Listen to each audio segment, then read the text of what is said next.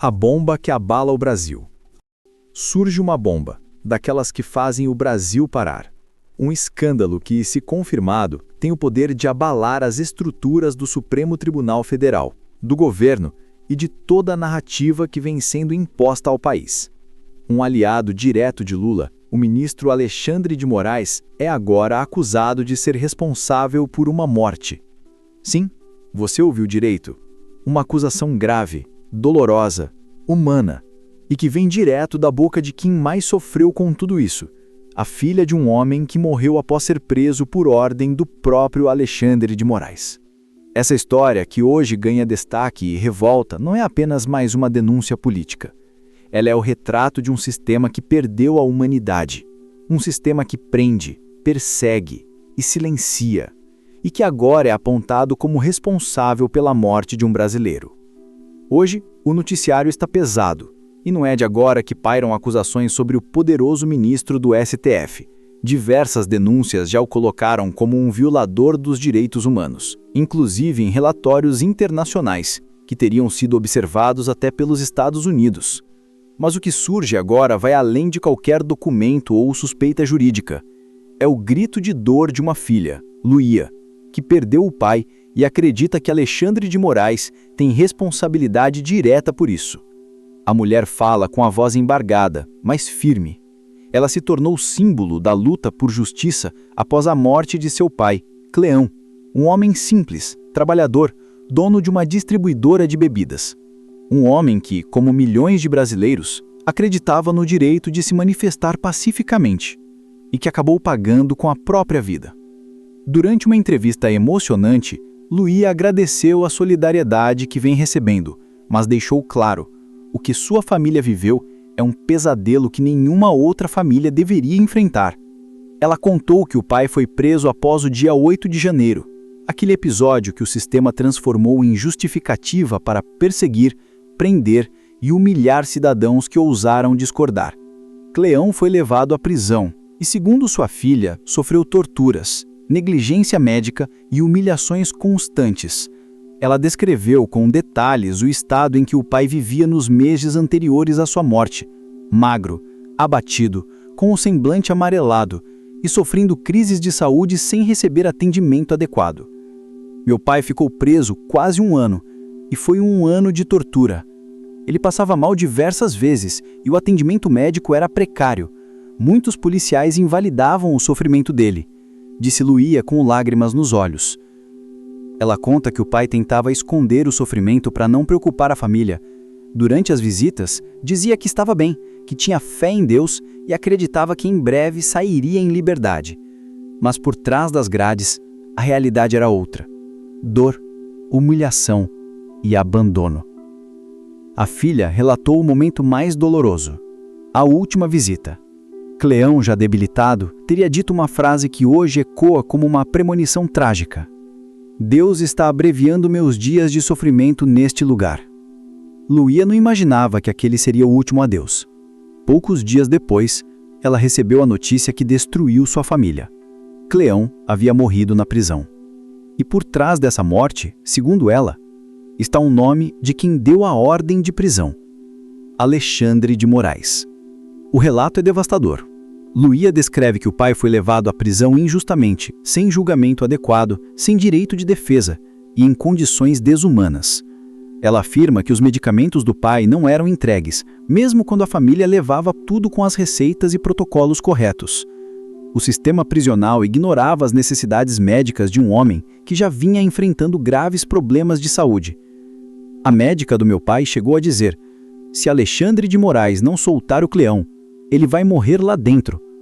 Essa frase, hoje, é lembrada como uma sentença profética. Uma condenação à morte por omissão, crueldade e abuso de poder. Mas quem era Cleão, afinal? Um homem comum, trabalhador, que acordava cedo, cuidava da família e lutava para manter o sustento da casa.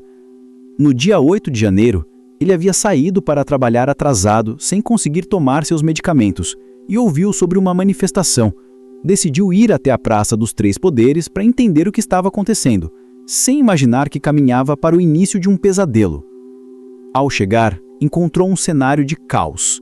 bombas, confusão, desespero. Segundo o relato da filha, ele chegou quando as prisões já estavam sendo feitas, sem sequer compreender o que de fato ocorria. Ao passar mal, foi ajudado por policiais, levado para dentro do Senado e ficou junto a outros manifestantes. As câmeras mostram o momento em que ele conversa com os policiais, tentando achar uma saída segura, mas em vez de ser liberado, recebeu voz de prisão. Dali em diante, a família nunca mais teve paz. Na madrugada do dia 8 para o dia 9, Cleão teve o primeiro mal súbito na delegacia do Senado. O delegado chegou a ligar para a família pedindo que levassem os medicamentos. A filha correu desesperada, mas não pôde vê-lo, apenas entregou os remédios e as receitas.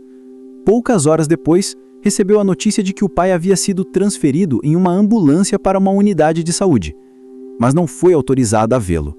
A partir dali, começaram meses de angústia, silêncio e dor. Ela o reencontrou meses depois, já dentro do presídio, e ficou chocada. Meu pai estava irreconhecível, magro, abatido, com um semblante amarelado e um olhar de sofrimento profundo. Ele não parecia mais o mesmo homem que eu conhecia. Mesmo assim, as autoridades ignoraram os pedidos de socorro.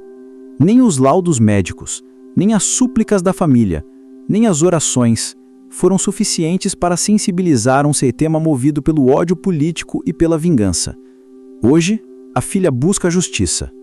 O processo está em sigilo, conduzido pelo advogado Dr. Ezequiel, mas a dor permanece aberta. Luía evita ler os documentos, porque cada página é uma ferida. Ela luta em outras frentes, dando entrevistas, participando de audiências, tentando impedir que outras famílias passem pelo mesmo horror. Emocionada, ela disse algo que ecoa como um grito coletivo. Eu tento lutar por justiça de outras formas. O que aconteceu com meu pai não pode ser esquecido. A responsabilidade que ninguém quer assumir. O caso Cleão se tornou uma ferida aberta na consciência do Brasil. E o que mais choca é o silêncio. Silêncio das autoridades, silêncio da grande mídia, silêncio das instituições que dizem defender os direitos humanos, mas que diante de uma morte provocada por omissão e descaso, fingem não ver. A pergunta que não quer calar é simples. Quem responde pela vida de um homem preso injustamente, adoecido e abandonado até morrer? Quando o poder que deveria garantir justiça se torna o próprio opressor, o que resta a um povo que já perdeu a voz? Luía, com coragem, resolveu falar. Ela transformou a dor em luta, a tristeza em denúncia e a memória do pai em bandeira por justiça. Durante um discurso emocionado na Câmara dos Deputados, ela disse que o pai morreu por ter acreditado no Brasil. E essa frase ecoou. Ecoou nas redes, nas ruas e no coração de quem se sente traído por um sistema que persegue os fracos e protege os poderosos. Enquanto isso, o nome de Alexandre de Moraes aparece cada vez mais ligado a uma sequência de acusações: abuso de autoridade, censura, perseguição e violações de garantias fundamentais. E mesmo assim, ele permanece intocável, protegido pelo manto da impunidade e pelo silêncio conveniente de um governo que o considera indispensável. É impossível ouvir o relato de Luía e não se indignar. Ela fala com serenidade, mas cada palavra carrega a dor de quem viu o pai definhar sem socorro. Ela conta que os medicamentos não chegavam, que os pedidos de atendimento eram ignorados e que a família implorava por informações sem resposta. Meu pai perguntava por que os remédios não chegavam, achava que a gente não estava levando. Mas estávamos, o problema é que eles nunca eram entregues. O Brasil inteiro deveria parar para ouvir isso, porque o que está em jogo não é apenas a morte de um homem, mas o colapso da justiça. Se um cidadão pode morrer assim, sem direito à defesa, sem atenção médica, com o nome marcado como inimigo do Estado, então o que nos garante que amanhã não será com outro, com qualquer um de nós? E onde estão os defensores da democracia? Onde estão os artistas, os jornalistas, os políticos que gritam contra o autoritarismo quando lhes convém? Quando o autoritarismo vem do lado que eles apoiam, o silêncio se torna cúmplice. É o silêncio da conveniência. o silêncio do medo, o silêncio da hipocrisia. Nos Estados Unidos, segundo relatórios divulgados por entidades internacionais, o nome de Alexandre de Moraes já teria sido citado em denúncias por violações de direitos humanos. Mas aqui, na terra da democracia exemplar, ninguém ousa tocar no assunto. A grande imprensa protege, os políticos se calam e o povo paga o preço. É preciso dizer com todas as letras: Clean não morreu por acaso. Ele foi vítima de um sistema que persegue quem pensa diferente. E para a família dele, o responsável tem nome e sobrenome: Alexandre de Moraes. A dor da filha é o símbolo de uma época sombria, onde a fé é tratada como crime, a opinião é censurada e a justiça virou instrumento de vingança. E enquanto isso, um ministro do Supremo, blindado por um poder quase absoluto, decide quem deve ser punido e quem deve ser poupado. O depoimento de Luía também traz um alerta. Existem outros presos que estão adoecendo, sofrendo e podem morrer a qualquer momento. Pessoas esquecidas, mantidas em silêncio, sem atendimento, sem defesa, sem dignidade. Quantas dessas mortes serão necessárias para que alguém finalmente diga basta? Ela relata que o advogado da família, Dr. Ezequiel, conseguiu acesso ao processo que corre em sigilo. Mas o conteúdo é doloroso demais para ser lido. As provas, segundo ela, confirmam o que todos já imaginavam: negligência, abuso e omissão. Minha fortaleza vem de Deus e das orações de todos os patriotas, disse Luía. O que aconteceu com meu pai não pode acontecer com mais ninguém. E é exatamente isso que o povo sente hoje: indignação, revolta, desconfiança em relação a um judiciário que deveria proteger, mas que parece se tornar cada vez mais um instrumento de um regime de medo. O caso Clean é um espelho da nossa nação, um retrato cruel de como o poder, quando não é fiscalizado, pode se transformar em tirania. E o mais triste é perceber que, para muitos, tudo isso passa despercebido, abafado, ignorado pelos que controlam a informação. Mas há algo que Alexandre de Moraes, Lula ou qualquer outro poderoso não pode controlar: a memória do povo. A verdade sempre encontra um jeito de emergir, por mais que tentem esconder. E o depoimento de Luía se espalha, tocando corações e despertando consciências. Porque não é apenas uma denúncia, é um grito. O grito de uma filha que perdeu o pai, o grito de um povo cansado de ser pisado, o grito de uma nação que clama por justiça. E aqui fica a pergunta que nenhum jornal quer fazer: quem vai responder pela morte de Clean? Quem assume a responsabilidade por cada lágrima derramada por essa família? E mais, quantos outros estão morrendo em silêncio, dentro de celas, longe das câmeras por decisões arbitrárias e inconstitucionais? A verdade é que o Brasil está diante de uma encruzilhada moral. Ou enfrenta os abusos de poder que estão destruindo vidas e famílias, ou aceitará viver de joelhos sob o peso do medo e da submissão. O caso Clean não pode cair no esquecimento. Cada cidadão que ainda acredita na liberdade, na justiça e na verdade precisa ecoar essa história.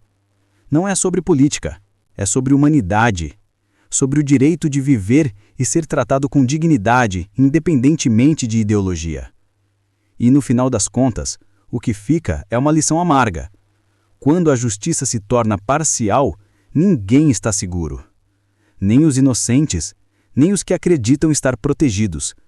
Porque o poder, quando perde o limite, destrói tudo, até a esperança. Será que um país pode continuar chamando-se democracia quando uma família precisa clamar por justiça porque o Estado matou, por omissão, um pai de família? Se você acredita que essa história precisa ser contada, compartilhe esse vídeo. Deixe seu like, seu comentário e se inscreva no canal. A verdade só sobrevive quando é repetida. E o silêncio nesse momento é cumplicidade. Juntos, nós podemos dar voz a quem foi calado. A pergunta que o Brasil precisa encarar: você já parou para pensar até onde vai o poder de um homem só? Até onde um ministro pode decidir quem vive, quem morre, quem fala e quem é silenciado, sem jamais ser cobrado, julgado ou responsabilizado? Essa é a pergunta que o Brasil inteiro deveria estar fazendo hoje, porque se o caso de Cleão for ignorado, não será o último, e o que vem depois pode ser ainda pior. Como é possível que um simples comerciante, pai de família, tenha sido transformado em inimigo do Estado apenas por estar no lugar errado, na hora errada? Como o homem que vendia bebidas, cuidava da esposa e das filhas, acabou morrendo atrás das grades, sem julgamento, sem condenação e sem direito à própria defesa? E o mais assustador, por que ninguém do governo, da imprensa ou do judiciário sequer menciona o nome dele? Por que esse silêncio sepulcral? Por que tanto medo de falar sobre o que realmente aconteceu? Essas perguntas ficam martelando na cabeça de quem ainda acredita que o Brasil pode ser justo. E é justamente esse o ponto. A verdade dói, mas precisa ser dita. Imagine a cena. Um homem algemado, doente, pedindo ajuda. Uma filha desesperada batendo de porta em porta, tentando entregar os medicamentos que o pai precisa para continuar vivo. E do outro lado, o Estado, frio, mudo, impessoal, ignorando tudo. Agora imagine descobrir que essa história, essa tragédia, tem nome, endereço e assinatura. Que a prisão foi ordenada por alguém que hoje anda cercado de seguranças, elogiado por políticos, protegido por um sistema que o trata como intocável. A sensação é de impotência. E é por isso que esse vídeo existe, para quebrar o silêncio, para fazer ecoar o que tentam esconder. Cleão não é só um nome, é um símbolo, um alerto de que a justiça, quando se torna arma política, pode matar, e que o poder, quando não tem limites, destrói até a vida de um inocente. Desfecho, o momento de indignação. Quantos Cleões ainda vão morrer sem que ninguém responda por isso? Quantas famílias ainda terão que gritar sozinhas por justiça, enquanto o Estado finge não ouvir? O que está acontecendo neste país em que a dor do simples não comove mais ninguém? O caso de Cleão é mais do que uma denúncia.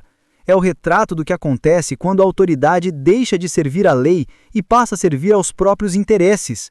E é por isso que esse assunto precisa ser discutido.